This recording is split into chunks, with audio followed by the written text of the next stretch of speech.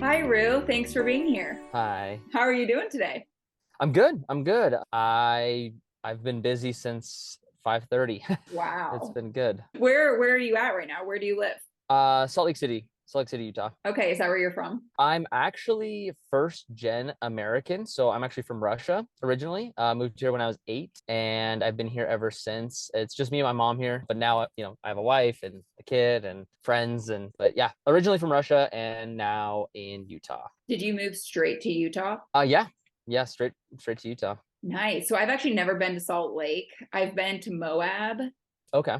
but never Salt Lake. So I want to come sometime because I hear it's gorgeous. Yeah, hikes are great. We have probably one of the best ski seasons or snowboarding if you're into that. I mean, there's so many places to go here. It's definitely one of the more outdoorsy places like Colorado, Oregon, maybe California, but we definitely have, I mean, we have a lot of people moving here for a reason. So it's Yeah. great. Well, because I'm in Colorado, so it's so close. Oh, I'm okay. like even like a flight is like an hour, so it's Yeah. easy to get to. Yeah, you should definitely check it out. Yeah, if you haven't been, there's a lot to do during both winter and summer. I would say, honestly, I'd say like springtime and fall is best because then you avoid the rough winter if you're not a snowboarder or skier. And then summer obviously gets hot. Like it's 100, what is it? 102 is the high today. Yeah, But that's hot. It's been hot yeah. here too, but not that hot. I don't ski or snowboard, so summer or like Okay. spring or fall would definitely be Uh-huh. We best. love we love October. Hikes in October are great. It's a little chillier, so you need like a sports jacket or something. The colors changing, if you can catch that, it's like picture perfect. So, Good to know. Maybe this yeah. fall I'll just do a quick trip over. Yeah, you should totally. So tell us about your type 1 diabetes diagnosis. So, I got diagnosed when I was 16. I think I've had it for a lot longer than that. That's just kind of when I went and saw a doctor. Basically, what happened was, I was starting to get lethargic. I was starting to go to the bathroom a lot, especially during the night. I'd wake up like 3, 4 times a night, which is not normal. Like you shouldn't be doing that, right? I actually went in to a doctor, like just a general checkup, and they did, blood work. They checked my pee, and they basically said, hey, you have like 560 blood sugar, and it was funny. So we were actually on a vacation before my diagnosis, and we were in California, and it was like my mom. This was my first time having my grandma in America. So she was down there, and my mom was like, we should go on a run in the morning. And I felt like crap because the night before I felt like crap. And this is probably also like 300 400 blood sugar. I couldn't test at the time obviously, and I ate like the biggest tub of ice cream because I was like, it's either gonna make me feel better. I don't know what it was. I was craving sugar or just food in general because you get hungry when you're high blood sugar, right? And so I just ate the biggest tub of ice cream, and it made me feel so sick and it just increased my symptoms. And my mom was like, all right, we got to take you in. And that's the first thing we did when we got back into town. And yeah, of course, type 1 diabetic, and kind of a scary but also interesting experience because it was kind of like a shock. I didn't really know what it meant to be type 1 or diabetic in general. I did have a friend, luckily, growing up. He's been type 1 diabetic since he was, I believe, 6 months old. So very, very young. His parents pretty much like took care of him, because, well, he can't take care of himself yet, right? He was kind of a good person to talk to. Only problem is he was kind of like, I don't care about this. I don't want to, take care of it. So it was more like I got to see like what not to do, which started to help me get on a path of like, all right, well, I need to figure out what is best for me, right? I can kind of go into like now, like my journey. But basically, I started what was called keto, but at the time it wasn't even keto, it was called Atkins diet. So that was like my first introduction to like eating better. I also, right before that, for like a month, I tried like the standard, not the American diet, which I've also looked into. That didn't help me at all. I was like, this can't be good for you, because I think the Diabetes Association is like, hey, you need to be like eating carbs, and like a lot of them, like I think it's like pasta, and you should have breakfast, and all of that I just kind of threw out the window because that's already what I was doing. And I'm like, now I'm type 1, so I threw that out the window. But I saw bodybuilders, and I was like, okay, well, they're doing something right, they look good, right? And so I was eating like eggs and rice and broccoli, and obviously there was high blood sugars with that because there were still carbs involved. But that didn't work. And I was like, okay, it can't be right. I'm still, not doing so great in terms of my blood sugars. I was at least exercising more, which was helpful, but it wasn't perfect. And for me, I was like, I want to like see if I can fix this thing rather, because I'm a fixer. My personality type's like totally like I want to assess all the possibilities, and I want to try to fix it. So I went ahead and I went on the Atkins diet, and now it's called keto. People sometimes refer to it as paleo, but that's also a separate thing. But basically, it's like, you're eating higher fat, lower carb, and that's kind of the idea. And then, some protein, and that seemed to work really well. I never had any problems. I know doctors will say, and people, type 1 diabetics will say, you want to avoid keto because you can go into ketoacidosis. And for me, that never happened. But I also was more cognizant of like, hey, I should be eating some berries here and there, right? Like some fruit from time to time, because you do need some glycogen, or like to be your glycogen stores to be full, right? To some extent. Otherwise, when you exercise, then you can get like, lightheaded and supposedly go into ketoacidosis. Not for me, never had that, but I think I was just doing the right things. Now, keto is tough, and it's definitely not for everyone, as you probably know. So I've actually tried other things besides that. I've done like fasting. So I've like made a more hybrid diet. So I started fasting in the mornings, basically from my last meal at night, 6 to 8 p.m. Noticed if I do it earlier, like 4 to 6, it's actually even better. But lifestyle, it's hard, with the baby, especially, like we're putting her to bed. And so about 6 to 8 is where I'm at right now, but I'd like to get that lower. And then I fast, like right now I'm fasted. It's 11:40. I'll have my first meal around 1, maybe noon. Wow. And then it's high protein, high fat.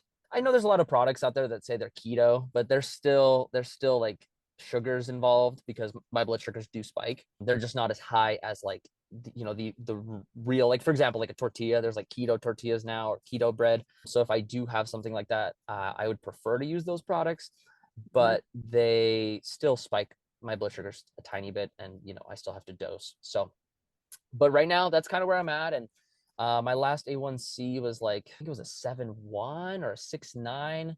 So it's not as great as you. I know I saw it on your story. Like I was like, wow, that's actually impressive. I don't think I've ever had that besides, when I was little, when I was not type 1. But I've had it as low as 6.3, and that was on the keto diet and exercising two times a day. So I do like, a little walk, and then I'll do like a weightlifting session for like an hour. Right now I just, I focus just one time a day right now, just because with, again, lifestyle, trying to focus on business and with work, and a new baby, it's a lot. Mhm. The sleep factor, if anyone is listening that's type 1 diabetic, I think if any of you have kids, or thinking about having kids, the one thing I'll tell you is that having a baby will limit your sleep, whether you like want to or not. That's been the hardest thing, is like the middle of the night. I'll wake up, either my partner, or I are awake, or both of us, wake up just from her crying. And it's a beautiful experience. Like, don't let that stop you. My biggest fear was, hey, I'm probably gonna have worse blood sugars, which check. And then the other big fear is, well, are they gonna have type 1, right? And if you are, if you're worried about that, like, it's, the chances are 1 in 17. I've looked this up, right? I want to do all my research. 1 in 17 odds of them being type 1 if you are type 1, and or your partner's type 1, and then you are not, or one of you is not. So, but then the odds do go up from there, obviously, if both of you are type 1. So, but there are ways, there are ways to obviously manage. Like I said, one of my closest friends, he's had it since 6 months, and he's alive today, and he's doing well, and he's working out. And so it's manageable. So even if that's a worry of yours, I'm sure it's hard, but it's doable. So, but that's my journey. That's my story. Little bits and pieces here and there, but I yeah. have a lot of questions. Okay. Yeah. Shoot. Go ahead. Well, the first thing you said was you think you've had diabetes a lot longer than Mhm. when you actually got diagnosed. Like, why do you say that? I was always athletic as a kid. I did basketball and volleyball and all kinds of stuff. And for me, I remember, going from like 10 to 12 years old, I started to get like more tired, but I was increasing my output of exercise, right? So I didn't have as severe symptoms at the time, but I could tell that something was off. And so that, that could be stages of prediabetes. And I also, I wasn't getting regular checkups all the time, right? And it's not like they check, for everything. So I'm sure there were things that were missed, or, like, oh, we're not worried about it because it's not diabetes, right? So there wasn't any conversations like that. And there's also, like, if you eat sugar, for example, if you eat sugar right before an appointment, your blood sugars are going to be spiked. So doctors could look at that and say, well, they're a little bit elevated, so there was never like a cause for concern. But for me personally, I could tell that there was something off for quite a while. And then obviously 16 is when I got the diagnosis. So if you're young, or even in your 20s, and you have symptoms that are like, hey, something's going on, definitely like get a complete blood panel done, get everything checked. And if even if you get something back that says, oh, you might have pre-diabetes, like, the earlier you start about fixing it, the better life you're going to live going forward. I wish I would have started back then, because I probably wouldn't even be fully type 1, or at least I'd have better control of it.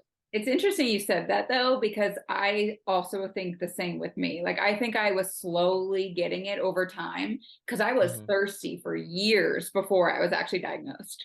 Like, Oh, I never wow. understood what was going on. I'd always be like, I am so thirsty. But like every Mm. time I would go get tested, they were like, you're fine. Like, your numbers are in range. So it's weird that you said that. When did you get diagnosed? So only 2.5 years ago. So I Oh, was wow. 29 when I was diagnosed. I also have hypothyroidism. So I already had to go to the endocrinologist, and I brought it up to her once. I was like, I am so thirsty. And she was like, oh, let's test you for diabetes. And it came back negative. Like, my numbers were in Oh, range. wow. So I don't know. It's odd, the connection. Yeah. But Well, with I and correct me if I'm wrong, but I believe hypothyroidism, or just thyroid imbalances, are very common with diabetics, and diabetics can also get symptoms of hypothyroidism or hyperthyroidism, right? I also had something after I got diabetes. I think I had a little bit. They had me on like a medicine. I never ended up taking it because I'm more like, not herbalist, but I'm like, hey, is there any natural things? And I started taking like a vitamin that had like really great, like, people were raving on Reddit and had really great reviews on Amazon and stuff. Then I got tested again after taking that for a month, and they said all my symptoms went away, and or my lab results came back normal. So I think I had a flare up, I guess it wouldn't be like something chronic, but it's interesting that I hear more and more people having thyroid problems that are type 1 or type 2, and then vice versa. People with thyroidism getting type 1 or type 2, or just pre-diabetes, I guess, in general. yeah, yeah, But there's a connection. It's all the yeah, endocrine system. So yeah, totally. Yeah, it's interesting. yeah. And then my other question, so you said you started off Atkins or keto and then you Mhm. switched. Like, what made that switch? You just were tired of eating low carb? I've always been an experimenter with my body, especially since getting type 1 diabetes, because I was like, well, the way I like to look about health, or just any like practice, right, business, whatever, is like, cars have manuals, right? Like, cars have a manual that we can, like, okay, this is the type of fuel it needs, right? And it operates better on that. These are the type of tires it needs, right? And there's nothing like that for humans, yet we are like, we built cars, like we created that, but we're human and we haven't come up with something like that. So I'm like, well, I want to do that for myself at the very least, right? So I've always tried different things, and just to see how it affects me. Obviously, I had some things like, I moved out of my parents' house, or my mom's house, some lifestyle changes that also sparked like, hey, maybe I should try this, maybe I should try that. I did a 72-hour fast. I've tried, like, I just did carnivore for a month, which is like more, there's a more extreme version called the lion diet. I tried that for a month. There's not a lot of science on it, but it had really good effects on my body and my blood sugars. And I could talk about that more too if you want. But Well, do you follow? I follow Carnivore MD, Paul Saladino. yeah. Yeah, and Yeah. I've always thought about trying it, but that would be tough for me, like only eating meat. I don't know, but I'm all about meat and protein. So You should look into it, because I tried carnivore for a week, and my thought was like, all right, I want to transition to this like more extreme, like the lion diet, which is, so the lion diet, the only difference between the two is the lion diet is basically you can eat any animal that has multiple stomachs, and preferably wild, right? So it's filled with better nutrients, right? They have more muscle, right? They get more sunshine, which makes a happier animal. So all those things. And for me, I was like, okay, I'll try carnivore. and then I'll slowly transition into this line diet. And then I did that for another 3 weeks. So I did 1 week and 3 weeks. So again, just a month total. I did lose some weight that I didn't want to lose. It was my first time doing it. I've never switched to an all meat diet, and you'll notice if you do try it yourself. And I think it's fun to, experiment. It's definitely something that you'll notice. It's very hard to get all your calories in for the day. It's just really difficult unless you add butters and, coconut oil or avocado oil, or at least some fruit here and there. It's just very difficult. At first, not very palatable, right? Because it's like, well, I can eat meat. Okay, what else? Oh, just more meat? Okay, that's fine. Like, it's not the greatest for if you're like, oh, I like savory things, and it's just not. It's very difficult at first, but I will say your body adjusts very well to it. And in addition, I haven't looked at the science, but I do know there's something about eating the same things every single day around the same time. Your body is programmed and geared towards doing that by nature. If you look at what we've done and over the last, hundreds of thousands of years, it's, hey, I'm going to get up, I'm going to fast, I'm going to go hunt. Well, I guess the males would hunt, right? And they would bring back, food, then they would eat as much as they can in one sitting. And then they would repeat that cycle over and over. And some days you don't come back with anything. So some days you're fasted for 24, 48 hours, right? And I think that natural cycle is something that we've kind of escaped, and is part of the reason why we're having some of these chronic illnesses that are rising every year.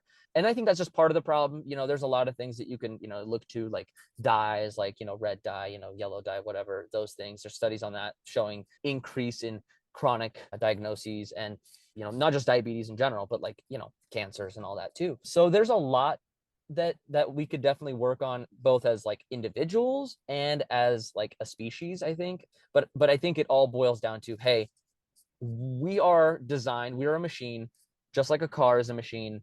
And the closer we get to understanding our bodies, the better our machine runs. And I guess that's what, I at least want to do that for myself. And if I can help others in some way do that with health, that would be cool. Do you think type 1 inspired you to learn more about health? Oh, definitely. Oh, definitely. That's the one thing. It's like a gift and a curse. It's like, it definitely teaches you a lot of what you're doing wrong, because the data is there. Like you and I think that's why the health community is moving towards CGMs. And even if they're not type 1 diabetics, they're like, oh, or type 2, they're like, oh, let me see how this food affects my body. And I think that's really cool and inspiring. I definitely don't think I'd be where I am today in terms of my health or even consciousness about health. Because of that, I know for a fact, at the very least, I've changed my own life to some degree. Unfortunately, it's not the funnest thing to have, even though you learn a lot and you become better at certain things. There are good days and bad days, and I always point to like family events as like the bad days, even though it's good because you get to see your family, but it's also bad because it's like, what does everyone want to eat, and like you're the one person that's like has so many restrictions, because you're like, well, I want to eat healthy, and I'm like, I'll just eat before I come over so I can really enjoy that time and not feel lethargic and icky. There's a lot of things, and having it, I mean, I've had it, so I'm 27 now, so I've had it for 11 years, and there's a lot of things that, like, even today I'm like, oh, I wish I knew that last week, or so it's definitely an ongoing process, and it's rewarding. It's cool because other people, if you do a good job, other people look up to you and they're like, okay, well, if you can get your health together, then maybe I can too. And sometimes it's just like people have a hard time with exercise or fitting that into their routine or sleep, and some people it's hormonal issues, and that can be controlled with diet, and or at least helped with diet. And definitely learn a lot with having this disease, unfortunately and fortunately. So definitely grateful, and definitely some things I wish I didn't have to struggle with too. No, I agree. Like, seeing if I eat packaged chips that are not healthy, I see my blood sugar go high. I'm like, oh, okay. Like, now I know why those are not good. I can look at the label and see. And so, yeah, you're right. There are definitely benefits. So how do you manage your diabetes? So I have the Libra sensor, the Freestyle. Right now I have the 2, but I think I need to go pick up the 3. So that'll be fun to try out a new sensor. Supposedly that one actually just updates every minute rather than having a scan, which is great because Nice. sometimes I don't have two hands to do it. And then I just do injections, daily injections, or multiple throughout the day, I guess. And I'm on Novolog and I'm on Lantus, and I've taken Humalog before. I think I'm actually about to go back to Humalog for cost reasons. My insurance, I guess, changed, and so now they only cover Humalog. I don't know. I just roll with the punches there, but it's been great. Honestly, I've talked about a pump, but there's something about being in control of it, like having like the autonomy of me doing it. I know some people love the pump or pumps in general, but for me, like a CGM is pretty much a pump, as long as I'm conscious and aware of what's happening. And I think it depends on the person too. Some people like the pump because maybe they don't feel when they go low or high, right? But I've definitely over the years have gotten used to being like, okay, I'm definitely high, I'm getting a little ornery or whatever, or hey, I'm dropping low, my hands are a little shaky or sweaty. So it's definitely dependent. I think everyone should go based off of what works best for them, and that seems to be just every day, just injecting. Me So, too. yeah, And I've yeah. heard actually at being a parent, and obviously this people probably have their own opinions, but I've heard from being a parent, it's actually easier with MDI because you don't have to carry all the supplies. Like you just have Mm, your pen. hmm. Really having to change every 3 days all your supplies and all of that. Like it's easier just to have a pen for 30 days. Yeah, and two, like I have a hard time with sleeping with something on. Like I have to take my watch off to sleep. So having something attached to me, like I already have the CGM, it's tiny, but sometimes I bump into a door and it's like, so I don't know, that's another thing. I think if they made it smaller, right? There's a company, I believe, that I want to say they're in either Australia or New Zealand, or I can't remember, but basically what they're working on is like almost like a caffeine patch, but it knows how high you are, and it automatically gives you a certain amount, and then you have to put it on every 24 hours or change it every 24 hours. I don't know if the FDA will ever approve something like that because it's so seamless, to be honest. There's not as many steps because they want to make their money. Pharmaceutical companies have to make money somewhere, right? So I don't know if that will ever get approved, or where the process is on that. I am just looking forward to something that doesn't require any pricking, like a wireless laser watch. I've been talking about it for years. I ran into a guy, he worked at Apple for the watch. This was like 5 years ago, maybe 6. He said that Tim Cook was already wearing a watch that had basic functionality for monitoring your blood glucose without pricking without any needles, right? Just laser tech.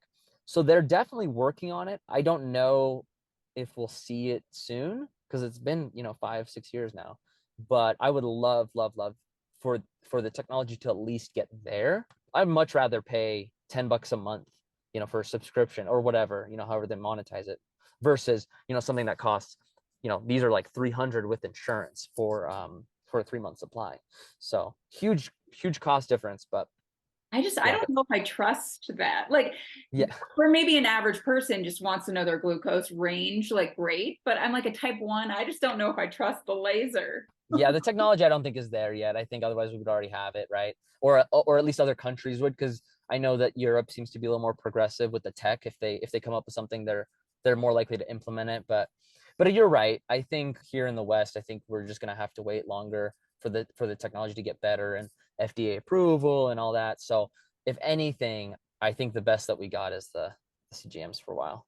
Which they're great. I love Yeah. them. So Yo, are you on the Dexcom or? Dexcom. I've Yeah. never tried a Freestyle Libre and I would like to just to compare. Yeah, I'd recommend the 3. I've heard good things. It's the size of a penny, so it's really small, and it monitors. I think the Dexcom does the same thing where it just kind of checks over every minute or so. Every Yeah. 5 minutes. Okay. The one drawback I've noticed, and I didn't even know this because I just got on a CGM, but the one thing I've noticed is the fact that pricking your finger and checking with your blood is a lot faster. The response time for what your sugars actually are versus this is like 15 minutes off or so, 15-20 minutes. So that's been the hardest shift for me personally, because I was so used to being like, okay, this is what my blood sugar is, this is what I need to do right now, right? Whether it's dose or go on a walk, whatever, right? With this, it's like, okay, I just ate, I took some insulin for it. Usually in an hour and a half, I'll have a good idea of what's happened. But now it's like, okay, actually, no, I need to wait an additional little bit longer, right? Before I make decisions that could, significantly impact my evening or my daytime, or even the next day sometimes, right? That's been a learning curve. If people are like, oh man, like this is different and my blood sugars are going up and down, that could be why. Like you might just be overdosing or underdosing, and it's just a different learning curve. Yeah. Dexcom does the same. Like, it will tell me like, oh, double arrow up, but it's actually not going that fast. So if I freak out and then give myself insulin, it will of course level out then. And I'm like, oh no, Yeah. Yeah. eat an apple, or like, then you're forced to eat something, and it's just, Yeah. it is what it is. But I still would rather have a CGM than not. So Totally. Yeah. I think for lifestyle and like if you're outdoorsy at all, I think it just makes the most sense. And having to like try to like set it up and it's just so much easier. Yeah. what's your favorite low snack? I really like clementines, like the little, like the cuties. Mhm. Those are great. I carry honey around with me at all times. I have those like little honey sticks. I used to carry a jar, but every time I would go to the airport, they'd be like, is that a bomb? And I'm like, no, it's just honey. Like, leave me alone. I'm type 1 diabetic. Usually they're like, oh, okay, it's medical. But I've had a few times where they're like, okay, we need to test it for explosives, and they'll do the whole thing. And I'm like, okay, here we go. Now I'm gonna be late for my flight. Yeah. But no, I started carrying out like little honey sticks, and you can find them on Amazon. But basically, it's like a cold pack for it, and it stores like 2 pens, and I've been able to like jam like 4 in there if I need like 2 months if I'm going for a long trip. You could put them in the freezer, like take the insulin out if you're gonna put it in the freezer, but just to get it cold, and then you stick the pens in there, and you can go on a hike, and it's great. But the cool thing about that is it has an extra pocket, and I throw all my honey sticks in there, and they fit great. Extra needles, everything like that, and it's literally like this big, 2 inches by like 2 4 maybe. I don't know. It's very small, very convenient. It's great. It's literally like a lifesaver during the summers. That Yeah. is nice. So what do you think the future of diabetes will be like in the next 5, 10 years? I'd like to see the laser tech. I think that'd be cool.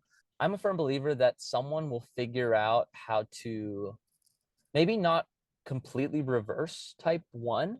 I mean, we can reverse type 2, right? That's already been like established. As long as you exercise, eat right, boom, it's reversible. And as long as you maintain that, right? And otherwise it will sneak back up. With type 1, there's only been like a few miracle stories. Maybe you're familiar, maybe I don't know if your listeners are. I've looked into it because I'm like, what are they doing?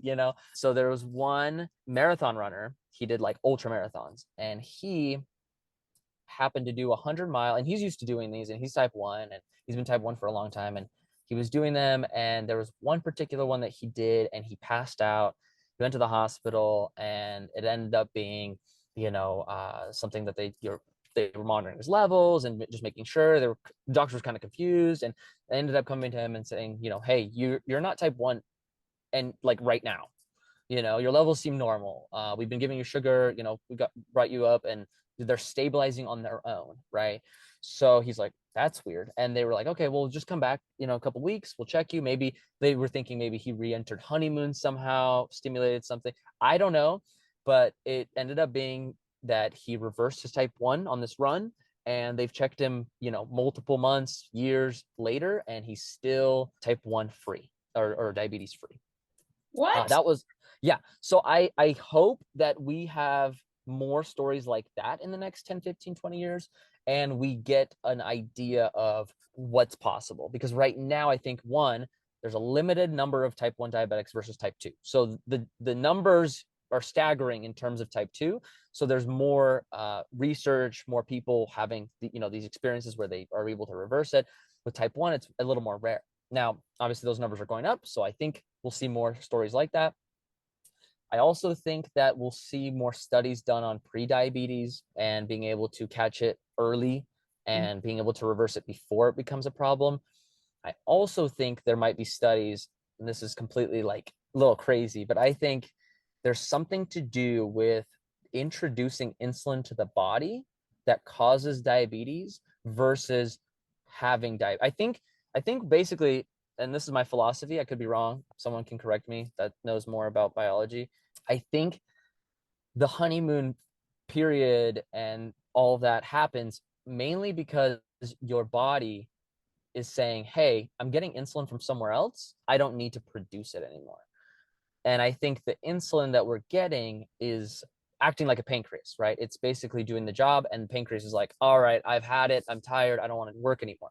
But I also do think that if we are to try to reverse type 1 in any sort of way, it would have to be starting with the idea that, well, one, it's reversible, right? We can't, like, you can't be Googling and being like, hey, or treatable, because online, every single study, every single person online, every single doctor is going to tell you it's not reversible, it's not possible. But if you look at it, there are miracle stories. And so that makes me believe that there's some hope. And with medicine, I just don't see it happening right now. So in the next 10, 20 years, I just don't see these big, giants of pharmaceutical drugs that are keeping you alive right now, them trying to push the agenda like, hey, let's reverse this thing, let's fix it, because, well, profits go down, right? So I'm hoping that, I'm hopeful that we will see more people get inspired to kind of push the bounds of their creativity in terms of like, what is possible with diabetes, what can we do? Because right now your story is really cool. Just following you, I'm like, okay, it's possible to be under 6, and if it's well enough maintained, what's to stop it from getting better, and then what's to stop it from going back into pre-diabetes, and then what's to stop that from being healthy. I do think a lot of it has to do with fasting, like I mentioned earlier. 72-hour fast, I did that, and I was off insulin after the fast, so I started eating sugar. My pancreas started to work. I got really hopeful, but about a week after, slowly increasing my insulin back up, I got back to my normal levels. But for a week, I was off insulin, off Lantus. I had to do a little bit of Novolog here and there just when I ate, but it was way less than it was. Carnivore, it was very similar, like the Lion diet. I got down from 18 units of Lantus down to 6 in a matter of a month, which is staggering. If that's possible. Now, what happens if you do it for 5 years, right? There's not a lot of data, studies, none of that exists. So I'm hoping to see more of that. And I think people are starting to kind of realize that, why not try, right? Like, what is there to lose? I mean, your life, right? There is, but at the same time, it's like, if I can get better, why not try? Exactly. And I mean, that's why I shared the 5.7 number, because I'm like, I'm not trying to brag, but I'm making healthier decisions to get that number. Like, I'm not eating all this crap. I'm sure my levels would be crazy if I was, but I'm making healthier choices. So yeah, I mean, it's not a cure for type 1, but it makes my life easier because I don't have to worry about my sugars as much as somebody who's just eating whatever they want. So what's one piece of advice you'd give to somebody newly diagnosed? I want to say don't trust the doctors, but obviously, you want to trust your healthcare professionals.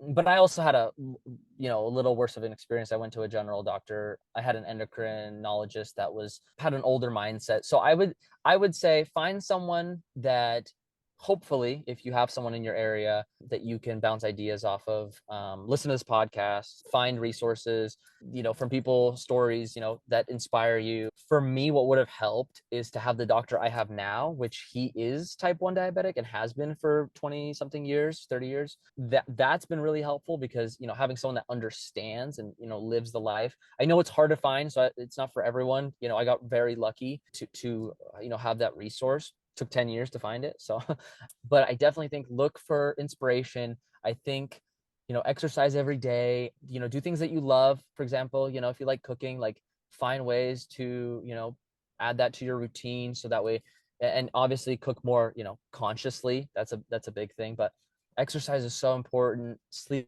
is so important. Getting sunlight, vitamin D. The number one thing that diabetics lack in, type 1 specifically, is vitamin D. And we're almost all vitamin D deficient. So getting 45 minutes of sun, maybe an hour if you can, super important. It's going to help your levels. Like, I know you do walks, right, daily. So you're kind of, doing, you're killing two birds with one stone, right? Because you're getting your vitamin D and you're also getting some walking in. So I think all those things are great, and that's a good starting point. And then just experiment and, try to explore what's possible, try things that maybe are unconventional, because you never know what you might stumble upon that's like, whoa, that changed my diabetes journey completely, right? What I thought was, what the doctors told me, or whoever, right? Whoever you get your advice from, might not be the thing that worked for you, or helped you. A thing I just found, as an example, like I started doing grapefruit, meaning I just eat a little bit of grapefruit with my Lantus, and I actually can take a couple units less of Lantus because grapefruit, I guess, impacts pancreas and the endocrine system in a Hmm. way that lowers or helps regulate your blood sugars. So just little things like that. I did not know that. Focus. I'm gonna have to go get some grapefruit. Yeah, it's definitely great. Yeah.